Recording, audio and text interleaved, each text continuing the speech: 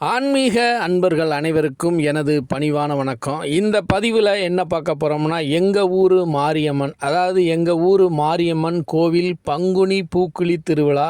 இந்த மாரியம்மன் அப்படிங்கும்போது இந்த மாரியம்மனுக்கு அடித்தளமாக இருக்கக்கூடிய மூத்த அம்மன் சமயபுரத்து மாரியம்மன். அந்த சமயபுரத்து மாரியம்மனோட சிறு வரலாறை தான் சொல்ல போகிறோம். எங்கள் ஊர் மாரியம்மனை பற்றி ஏற்கனவே ஒரு வீடியோ போட்டேன். அதனால் இந்த மாரியம்மனுக்கெல்லாம் மாரியம்மன் ஒருத்தங்க இருக்காங்க. அவங்க தான் அந்த சமயபுரத்து மாரியம்மன். அந்த மாரியம்மனோட தல வரலாறை நம்ம இந்த பதிவில் சொல்ல போகிறோம். அதாவது சமயபுரத்து மாரியம்மன் கோயில் முதல்ல அந்த கோயிலே அங்கே இல்லை, அது ஒரு காலி இடமா தான் இருந்தது. இந்த அம்மன் திருச்சி ஸ்ரீரங்கத்தில் இருக்கக்கூடிய ரங்கநாதர் சன்னதியில் இருந்ததாக சொல்லப்படுகிறது. சுமார் 1200 வருடங்களுக்கு முன்பு விஜயநகர பேரரசு இந்த பகுதியை ஆண்டு வந்தபோது அவரால் இந்த கோயில் கட்டப்பட்டது என்று சொல்லப்படுகிறது. அதற்கு முன்பே இங்கே ஆட்சி செய்த நம் சோழ மன்னர்களாலும் கட்டப்பட்டதுன்னு ஒரு சான்று இருக்கிறது. அந்த சமயபுரத்து மாரியம்மன் ரொம்ப நீதி நியாயத்துக்கு கட்டுப்பட்டவங்க. எங்கள் ஊர் மாரியம்மனும் அப்படித்தான். இந்த சமயபுரத்தாலே சாட்சின்னு சொல்லுவாங்க. அதாவது எந்த ஒரு அந்த பகுதியில் நியாயமற்ற செயல் எது நடந்தாலும் அங்கே சாட்சி சொல்கிறதுக்கு அந்த அம்மனே போய் நிற்பாங்க. அப்படி சக்தி வாய்ந்த இந்த மாரியம்மன் கோவில் அங்கிருந்து ஏன் இங்கே வரவழைக்கப்பட்டது என்றால், ஒரு சமயத்தில் அம்மன் மீது அதிக நெருப்பாக எரிந்து கொண்டிருக்கிறது. அப்படி எரியும் நெருப்பை கோயில் நிர்வாகத்தில் ஒருவர் கண்டு உடனடியாக அதை அணைத்து அம்மனை குளிர வைத்திருக்கிறார்.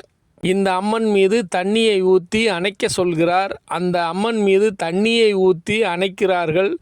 அப்பொழுது அந்த அம்மன் ஒரு அசிரிதி குரல்கள் சொல்கிறார்கள், நான் இருக்கும் இடம் இது இல்லை, என்னை நான் சொல்லும் இடத்துக்கு எடுத்து செல்லுங்கள் என்று அந்த அம்மன் ஒரு அசிரிதி குரல் சொல்கிறார்கள்.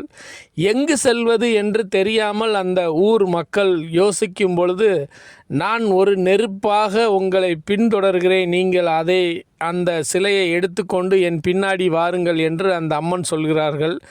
அதே மாதிரி அந்த சந்நிதியிலிருந்து சாமியை எடுத்து பல்லக்கில் வச்சு அவங்க தூக்கிட்டு போகும்போது ஒரு நெருப்பாக ஒரு ஒளியாக அவர்களுக்கு வழிகாட்டி அந்த திருச்சி ஸ்ரீரங்கத்திலிருந்து அந்த அம்மனை நடைப்பயணமாக பல்லக்கில் எடுத்துட்டு வருகிறார்கள். ஒரு காட்டு பகுதி வந்தவுடனே அந்த நெருப்பு மறைந்து விடுகிறது. இவர்களும் களைப்படைந்து விடுகிறார்கள். உடனே அதை அங்கு அந்த அம்மனை கீழே இறக்கி வைத்து கொஞ்சம் களைப்பாரி விட்டு செல்லலாம் என்று நினைக்கும் பொழுது, இவ்வளோ தூரம் நம்மளுக்கு அந்த அம்மன் வழிகாட்டுனா இனிமே நம்ம எங்கே போகிறது என்று தெரியவில்லையே என்று எல்லோரும் யோசித்து கொண்டிருக்கிறார்கள். சரி, தூக்குங்கள் பல்லக்கை என்று பல்லக்கை தூக்குகிறார்கள். பல்லக்கை தூக்க முடியவில்லை. எவ்வளவோ முயற்சி செய்தும் அந்த அம்மன் பல்லாக்கு தூக்க முடியவில்லை. என்ன இது என்று அம்மனிடம் கேட்கிறார்கள். அம்மன் மீண்டும் ஒரு குரலில் சொல்கிறார்கள், நான் இருக்க வேண்டிய இடமே இதுதான், என்னை இங்கு கோவில் அமைத்து வழிபடுங்கள் அப்படி என்று அந்த அம்மன் அந்த அசிரிதி குரலில் சொல்கிறார்கள். உடனடியாக அந்த ஊர் ஆளுங்க எல்லாரும் அந்த அம்மனை அங்கேயே நிறுவி சிறிதாக ஒரு கோயில் அமைக்கிறார்கள். பின்பு சோழர்கள் அங்கு கோயில் கட்டினதாக சொல்லப்படுகிறது. இப்படி இந்த சிறப்புமிக்க அம்மனுக்கு இன்னைக்கு வரைக்கும் அபிஷேகம் பண்ணுறதே இல்லையா. இந்த அம்மன் உடம்பில் மூலிகையான ஒரு 3 சிலைகள் இருக்கிறது. அதனால் அந்த அம்மனுக்கு அந்த மூலவருக்கு அந்த அபிஷேகங்கள் செய்வதில்லை.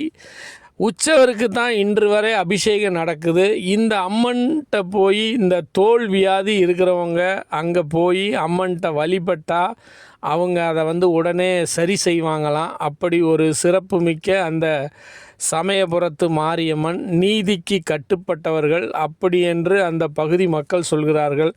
உங்களை யாராவது ஏமாற்றி விட்டார்கள், என் சொத்தை பறித்து விட்டார்கள், எங்களை மோசம் செய்து விட்டார்கள் என்று நீங்கள் நினைத்து அந்த அம்மனிடம் போய் ஒரு வேண்டுதலை வைத்து முறையிட்டால் 1 மாத காலத்துக்குள் நீங்கள் நினைத்தது எல்லாமே உங்களிடவே சேரும். உங்களிடம் பறிக்கப்பட்ட எந்த பொருளாக இருந்தாலும் அந்த அம்மன் அதை உங்களிடமே திருப்பி கொடுப்பா. அப்படி சிறப்புமிக்க இந்த சமயபுரத்து மாரியம்மன் திருக்கோவில் வரலாறு மிக்க கோயில். அம்மனுக்கெல்லாம் மூத்த அம்மன் இந்த மாரியம்மன் என்று சொல்கிறார்கள்.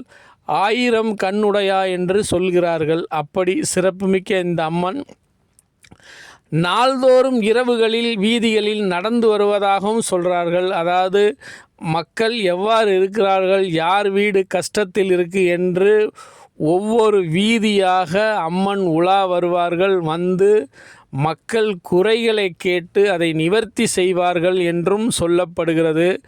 அந்த பகுதியில் இன்று வரை பஞ்சம் வந்ததே கிடையாது. கொள்ளிடம், காவேரி என ஆறுகள் ஆர்ப்பரித்து ஓடுகிறது. அப்படி சிறப்பு மிக்க இந்த சமயபுரத்து மாரியம்மன் கோவில். இந்த கோயிலில் சிறப்புகள் நிறைய இருக்கிறது. அந்த சிறப்புகள் ஒவ்வொன்றும் நீங்கள் அந்த கோயிலுக்கு சென்று அந்த அம்மனை நீங்கள் வழிபட்டால் அந்த சிறப்புகள் அனைத்தும் உங்களுக்கு தெரியும். ஏனென்றால் ஒரு விஷயத்தை ஒருவர் சொல்லி தெரிவதோடு அந்த கோயிலுக்கு சென்று அந்த அம்மனோட சக்தியையும் அந்த அம்மனோட பவரையும் நீங்கள் பார்க்கலாம். எங்கள் ஊர் மாரியம்மனோட சக்தியும் பவரும் அப்படி தான் இருக்கும். அதாவது நெருப்பு மீது இறங்கி வருவார்கள். அவருக்கு அந்த நெருப்பில் இறங்கக்கூடிய தாக்கமே இருக்காது. அப்படி சிறப்புமிக்க எங்கள் சேத்தூர் மாரியம்மன் கோவில் திருவிழா. இந்த பதிவு பிடிச்சிருந்தா மறக்காமல் எல்லோரும் நம்ம சேனலை சப்ஸ்கிரைப் பண்ணிக்கோங்க. அப்போ தான் இந்த அம்மனோட அருள் உங்களுக்கு முழுசாக கிடைக்கும்னு நானும் நம்புகிறேன், நீங்களும் நம்புங்க. நன்றி, வணக்கம்.